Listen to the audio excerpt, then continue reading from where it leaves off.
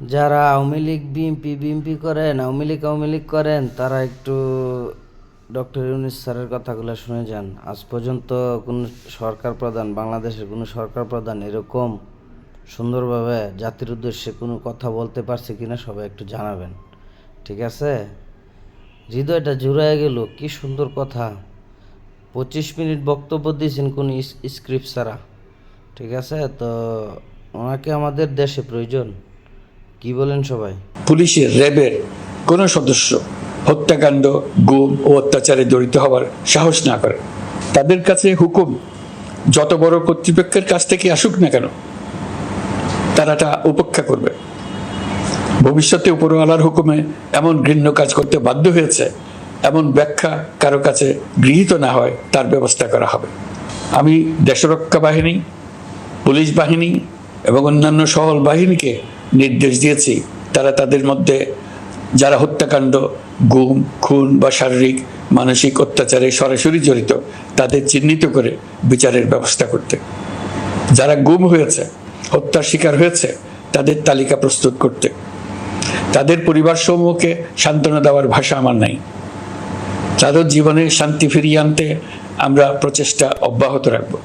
আমি সকল দেশরক্ষা বাহিনী ও আইনশৃঙ্খলা বাহিনীকে তাদের উপর জনগণের সম্পূর্ণ আস্থা ফিরিয়ে আনতে সকল পদক্ষেপ গ্রহণ করতে নির্দেশ দিয়েছি। গত 15 বছরের দুর্নীতি, অর্থ পাচার ও জনস্বার্থ বিরোধী চুক্তি স্বাক্ষর, প্রকল্পের নামে লুটপাট ইত্যাদি তথ্য নিয়ে একটি শ্বেতপত্র প্রণয়নের জন্য আমি ইতিমধ্যে একটি কমিটি গঠন করেছি। আমি বিভিন্ন দেশের রাষ্ট্রদূত এবং দাতা সংস্থার প্রতিনিধিদের সঙ্গে বৈঠক করেছি এবং করে যাচ্ছি।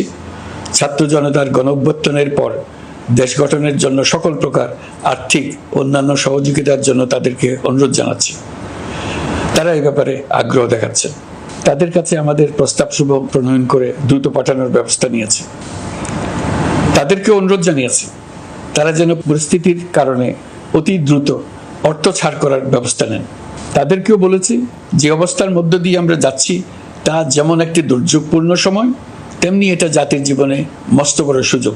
এই সুযোগকে যেন আমরা পূর্ণভাবে কাজে লাগাতে পারি, সেই জন্য তাদের সহযোগিতা চেয়েছি। এই গণ অভ্যুত্থানে বিদেশে অবস্থানকারী বাংলাদেশিরা অত্যন্ত গুরুত্বপূর্ণ ভূমিকা পালন করেছেন।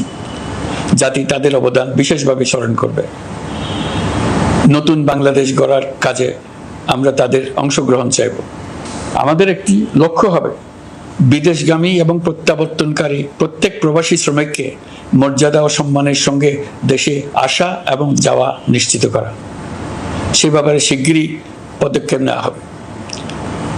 বিদেশি অবস্থানরত সকলের কাছে আমার আবেদন, তারা যেন তাদের উপার্জিত অর্থ অফিসিয়াল চ্যানেলে দেশে পাঠান।